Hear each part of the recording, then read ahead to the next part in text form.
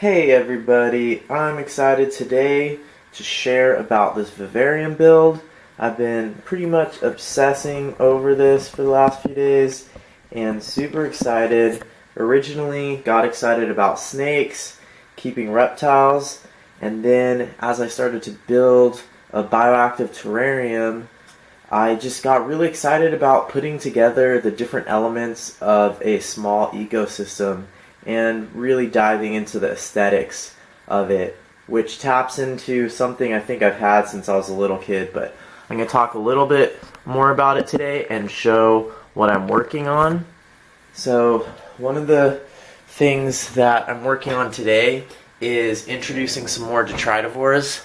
This system has been set up only for a few days now with the plants and the lights and the substrate. I have added some small springtail culture that I had worked on and caught from the wild, and I also added, I think I added a few isopods, and that is about it, with a little bit of live soil from I think it was an Atlanta Botanical Gardens mix that I imitated, and then I added some of my worm compost. So I'm really interested in trying to get the elements of a natural nutrient cycling, and I know that a lot of that is going to be microorganisms. So I'm really interested. I know they're not the most glorious thing that we see in nature, but I really do subscribe to the idea that microorganisms are doing a lot of the work. And when it comes to cycling nutrients and dealing with dead organic matter, microorganisms and then some other things like invertebrates are going to be doing a lot of the work. So I set this up with a lot of plants that I got for free. I got the terrarium for $10 off of Craigslist. It already had this hood, and then I did a foam background build with expanding foam and then putting silicone and coco coir over that. And as I did that, I also worked these pieces of wood, and I didn't buy any of these at a pet store. It's not Mopani wood or ironwood or any of those commercial ones. They're pieces of manzanita that I found in Northern California, and also some pieces of old apple trees. And I did boil and steam most of the wood, so I would call it more of like a pasteurizing than a sterilizing. I think some of the wood is a little bit softer and more porous than the woods that are usually sold for work in terraria and aquaria, but it was what I had, and I didn't have the money to really buy a bunch of wood, and I'm also sort of, I guess you could say, philosophically opposed to the idea of getting a bunch of pieces of wood from Indonesia or Africa or somewhere far away. And so just, working with the materials I had.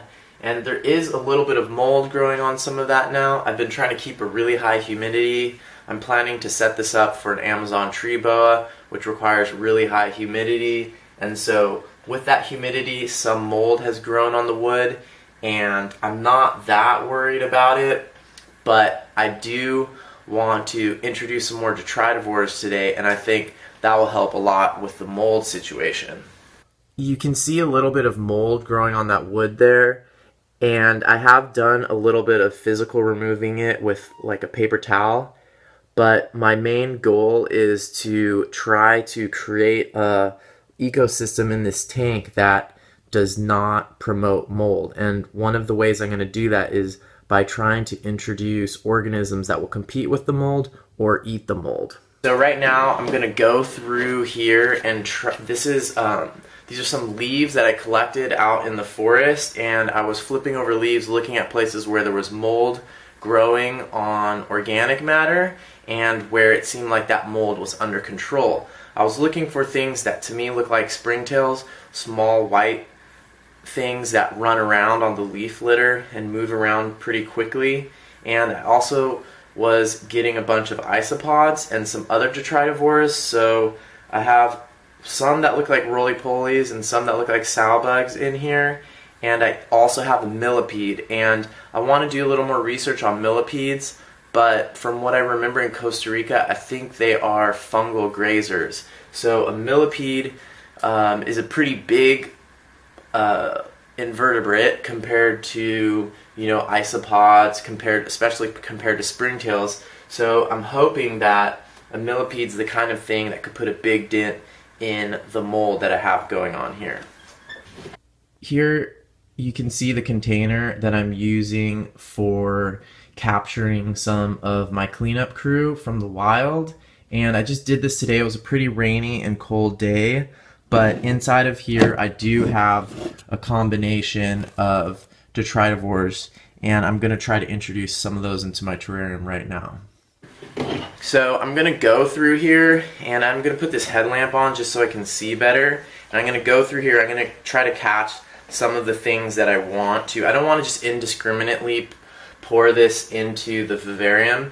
That could probably work, and if, say, I were working with a larger one and a little bit less trying to curate it as perfectly, I wouldn't probably do this, but I'm going to be a little bit nitpicky and go through here and see, there's some things that I want for sure. And this is funny because most of the organisms in here are going to be trying to avoid my light, but I'm going to go through here and I'm going to pick out the ones I want and put them in there. But I'll tell you, I should have a brush or something for doing this too. That would be useful.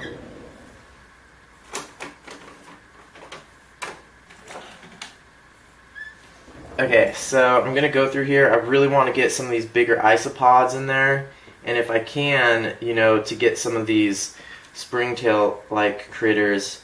One thing, there's probably microorganisms on these leaves that would be really useful, things that I cannot see. And those are probably some of the bacteria and fungi that really help create a healthy detritivore nutrient cycling system.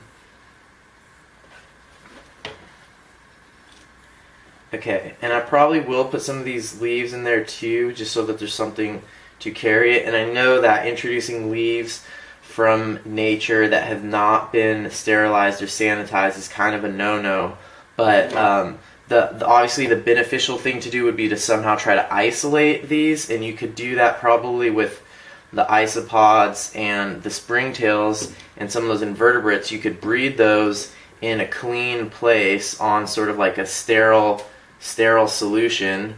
You could do that, and at a certain point, if you're feeding them sterile things and keeping them in a sterile place, you could theoretically have those invertebrates without having whatever bacteria or fungi are with them, or whatever maybe pathogenic things. However, that seems like a slightly unrealistic scenario for me, and I don't really have time to do that kind of work or wait for that time to go by, raising them in a separated sort of contained system. So I really think that this is probably okay, and I'm just gonna hope that I don't think this is an area where there would be lots of pathogens that would affect reptiles, and reptiles are the main thing, or sort of like the major organism that I will be keeping in this terrarium. And I do not think that that there will be pathogens in here that are going to be particularly harmful for snake.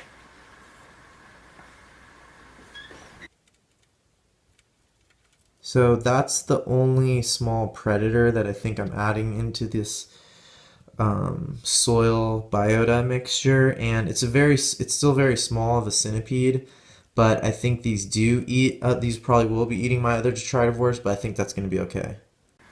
So I sorted out my detritivores that I'm going to try to add, my cleanup crew, and I'm going to go ahead and just start dumping those in there. I have quite a few of the what I'm calling roly-polies. Some of them might be sow bugs, the ones that don't roll up. Some people call them isopods. I'm going to be adding quite a few of those. I'm adding some leaves that have little critters on them that I think are springtails, another detritivore, and a millipede, and some type of beetle.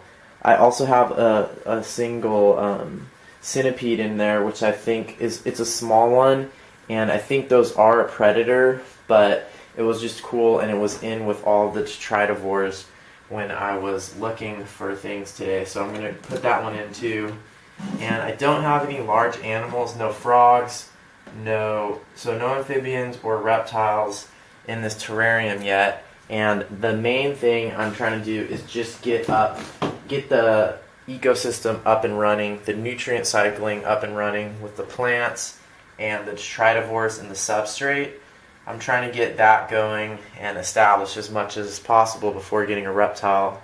But if I had more time, I would have liked to have this tank running for a little bit longer, but I'm probably going to be getting a snake in here at the end of this week.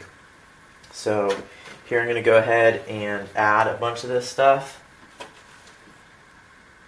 Just unceremoniously drop the millipede in there. And I think I'll put this whole leaf somewhere in the back probably would be good. Or maybe close to some of this fungus situation. And my hope is that you know, by adding a lot of this life, I can make up for some of the imbalance that I have created with this system. Because when you start with sort of this blank slate, you set up a basically sterile environment, and then you start introducing a few things that you've just randomly picked. You can end up with a really imbalanced ecosystem, and at least at first things can swing in extreme directions. So for example, a burst of mold on the branches is sort of to be expected when you're doing something like what I just did. And so my hope is that by adding some more of the life that is usually present when there's mold growing on wood, I will be able to get that mold sort of more in check. Alright, so I'm going to go ahead and just pour the rest of this stuff in. Look, the millipede's already moving. I'm going to pour the rest of this, a teeny bit of substrate, and this small centipede, very small centipede, and some more of these roly-polies and springtails. Going to add that all in there.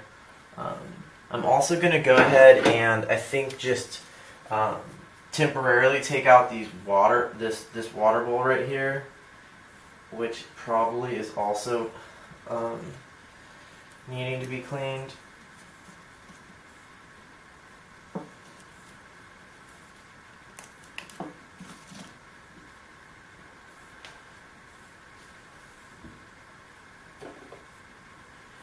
Okay, but that's the basics of this terrarium, and I'm really excited about it, and my whole desire right now in doing this video is to share something that I'm super passionate about. I'm not an expert about this, it's something that I'm just tinkering with, but I think that it's really important to share one's process during this stage. So I'm not sharing this as an expert, but a passionate person who's learning about it. And so I think sometimes watching a video from someone that's just learning something is useful too, and sometimes it has things that are even more useful than learning from an expert. So I'm just super excited about this. I'm going to try to share my progress, and if you're watching this, you're probably learning too, so hopefully you can learn from my mistakes, and you can learn from maybe some of the excited, motivational little tricks and techniques that I have to share. Alright, have a good one.